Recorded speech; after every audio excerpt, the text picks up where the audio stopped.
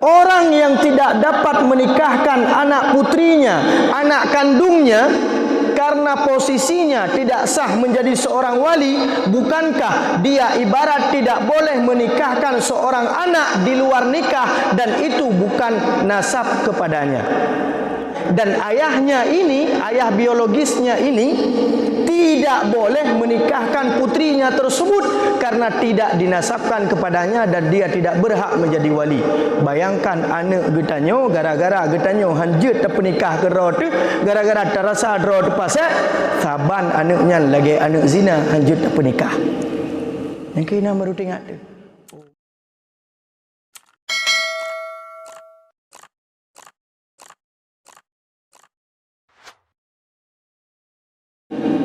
Maka di sini kita menghukumkan secara lahiriah.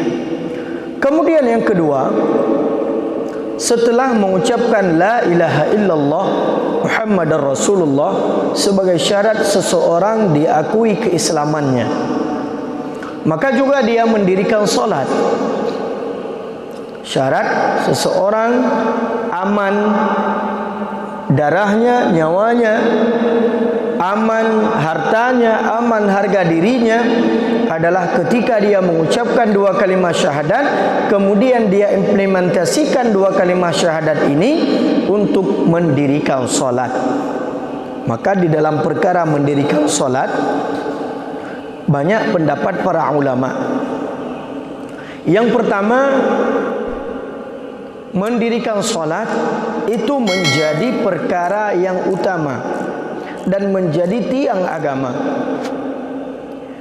Maka orang yang meninggalkan solat, orang yang meninggalkan solat dengan berkeyakinan bahwasanya solat itu tidak wajib baginya, ya, sekali lagi, orang yang meninggalkan solat dengan keyakinan solat itu tidak wajib baginya, maka sepakat para ulama mengatakan dia telah murtad dan keluar daripada agama Islam.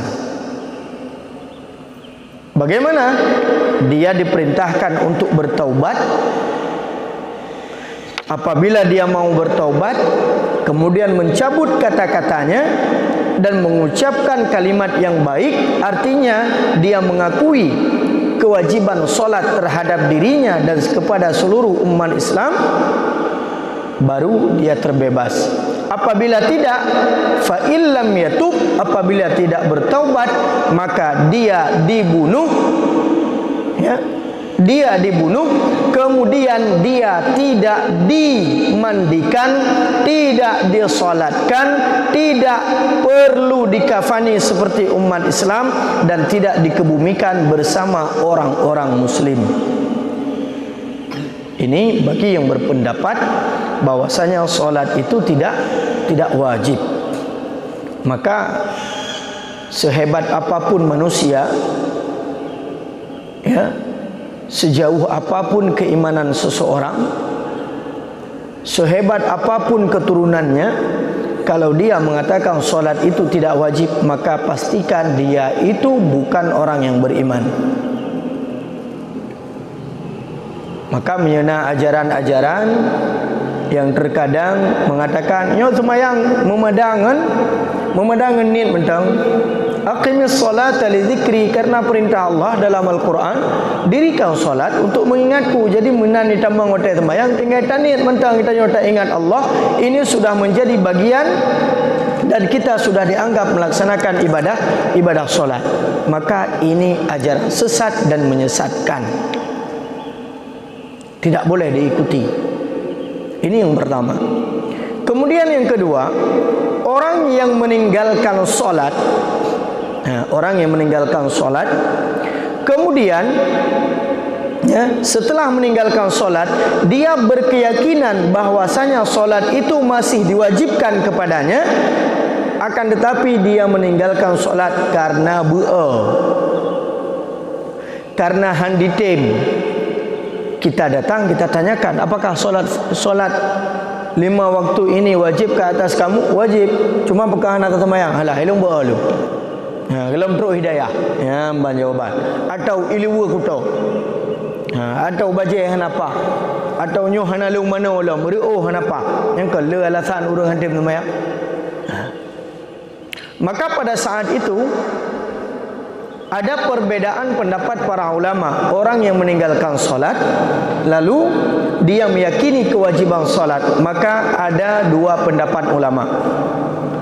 Pendapat mazhab Imam Ahmad bin Hanbal, orang yang meninggalkan solat dengan berkeyakinan solat tersebut wajib padanya, namun dia meninggalkannya karena rasa malas, maka orang tersebut dihukumkan kafir. Ini mazhab Imam Ahmad bin Hanbal. Beliau mengambil dalil al-ahdu bainana wa bainal kufri as-salah. Yang memisahkan antara kita dengan orang-orang kafir yaitu salat. Maka orang yang tidak melaksanakan salat, maka keislamannya tidak diakui dan dia adalah orang yang dimasukkan dalam kategori orang-orang yang kafir. Ini pendapat Imam Ahmad bin Hanbal. Mungkin kalau kita mengambil pendapat Imam Ahmad bin Hanbal atau mazhab Hanbali, hampir bisa dikatakan ya 2/3 umat Islam yang ada di dunia ini setiap hari menjadi kafir. Gara-gara ente sembahyang. Cikalah. Berapa persen orang yang hadir solat subuh? Berapa persen orang yang hadir solat zuhur? Baik dah pegah sembahyang maghrib. Munya sembahyang maghrib, Syed merasa bahwasanya nyo hana ada sembahyang hana mangat. Sebab pekan watai sempit. Yang kedua malai tu watai dikalan legop. Ya, malai tu watai dikalan legop. Peran kala. Cicin. Wede habaq itu cicin. Ini pendapat mazhab Imam Ahmad bin Hanbal. Lalu pendapat ini dibantah oleh Imam Syafi'i rahimahullah ta'ala wa ardah. Beliau mengatakan orang yang meninggalkan solat dengan berkeyakinan solat itu diwajibkan kepadanya, lalu dia meninggalkannya karena rasa malas, rasa bu'ah dengan berbagai macam alasan, maka orang tersebut dihukumkan fasik, tidak kafir. Lalu terjadi dialog antara Imam Syafi'i dengan Imam Ahmad bin Hanbal. Ya, Imam Syafi'i mengatakan, bagaimana wahai Imam Ahmad, engkau mengatakan orang yang tidak solat karena rasa malas itu kafir. Lalu bagaimana dia beriman? Ya, bagaimana dia beriman kembali setelah kekufurannya? Imam Ahmad mengatakan, ya lalu dia ambil wudu, ya dia solat. Imam Syafi'i mengatakan, bukankah dia sudah kafir dan solat tidak sah bagi orang yang kafir? Maka di sini terdiamlah Imam Ahmad bin Hanbal, sehingga Imam Syafi'i dan Imam Malik berpendapat bahwasanya orang yang meninggalkan solat karena rasa malas dengan keyakinan wajib solat kepadanya, ini hukumnya adalah fasik. Itu bagi pendapat Imam Syafi'i sebagai seorang mujtahid. Bukan hanya di sini titik, tidak. Baik salah. Oh, mengadat nyo jit tinggal sembahyang tamat lagi kita nyo berpendapat mazhab Syafi'i. Itu nyo ka senang tu. Oh, ka beres nyo jit dak kebah sembahyang hana pu. Jit dak kebah sabar sembahyang. Atau jit tak tulak dengan fidyah. Watai kamate tu tulak berih mentang kau madangannya. Hana payah ahli sembahyang dengan berbagai macam alasan. Ingat, belum selesai.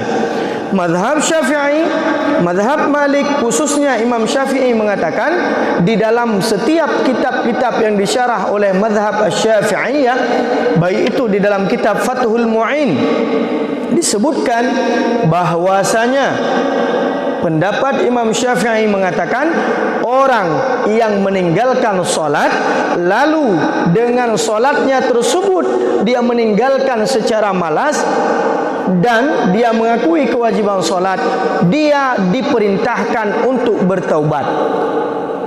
Dia taubat, dia kirim urang suruh dia bertaubat. Seandainya dia bertaubat, qada. Silahkan qada solat yang pernah dia tinggalkan. Apabila dia tidak mau bertaubat dan tidak mau solat setelah diperintahkan oleh orang yang dikirim kepadanya, maka hukumnya orang ini dibunuh. Nah, kalau baik fikir mengadat, oh nyo fasik tak ana pupu, dibunuh. Coba buka dalam kitab Fathul Mu'in, di dalam beberapa kitab mazhab Syafi'i, bahkan di dalam mungkin kitab Fathul Qarib juga bisa kita dapatkan, atau kita I'anatut Talibin. Dibunuh seandainya dia tidak mau bertobat dan melaksanakan solat. Meskipun setelah dibunuh dia dimandikan kemudian disolatkan, ini diperbolehkan bagi orang yang dibunuh karena meninggalkan solat. Sedangkan yang tadi ya dibunuh tidak boleh dimandikan bagi orang yang menganggap solat tidak wajib. Jadi baik dia fikir macam-macam. Oh nyo mengadat. Ya, kita nyo kan mazhab Imam Ahmad bin Hanbal, tapi mazhab Syafi'i ada pupu dah kebah semayang sebab pasal dah kan. Ya, pajan tengah terpasal watai tak nak pernikah ni. Nyo dah tahu dia. Menana ni inam tak nak pernikah ni. Kele calon melintai. Nyo ayah ada apa hadron langsung bernikah. Keleng ku imum nya ka betul drum nikah. Alah hilung apa? Pekah apa? Semayang menteng dengan tinggal. Yang keenam baru terasa lagi dah nyo. Draw di pasek tak akui draw di pasek. Hantar tuju pernikahan tu sebab tinggal semayang. Baru hinan tinggal tu. Le kita nyo na tinggal semayang. Kahan semayang tak tinggal lagi. Hana beban bercupi. Yang keenam baru tinggal tu. Maka coba bayangkan, analoginya adalah orang yang tidak dapat menikahkan anak putrinya, anak kandungnya, karena posisinya tidak sah menjadi seorang wali, bukankah dia ibarat tidak boleh menikahkan seorang anak di luar nikah dan itu bukan nasab kepadanya? Nah, ini ya, yang mungkin dalam keadaan ini begitu mereka sebelum menikah duluan hamil, kemudian mereka menikah dan anak tersebut tidak boleh dinasabkan kepada ayahnya, dan ayahnya ini, ayah biologisnya ini tidak boleh menikahkan putrinya tersebut karena tidak dinasabkan kepadanya dan dia tidak berhak menjadi wali. Bayangkan anak getanyo gara-gara getanyo hanjut terpenikah ke roh tu, gara-gara terasa roh tu pasal saban anaknya lagi anak zina hanjut terpenikah. Yang kena baru tengok tu. Oh ma, kah dia lu pernikahan ni lu. Ku imum kawaket nyolong pulang bak dron pernikah ron. Dan yang le waket kawaket pakak nak pernikah ke ron nyok anak dron ni. Tak nak jawab dia kata yang malas tu. Alah hanapa ku imum hai. Yang kehinan dia katanya baru terasa wajib sembahyang. Hadirin yang dimuliakan oleh Allah Subhanahu wa taala. Ini hal yang kedua. Mengucapkan dua kalimat syahadat saja tidak cukup tanpa kita mendirikan solat. Maka perkara yang pertama yang dihisab oleh Allah di hari akhir adalah solat.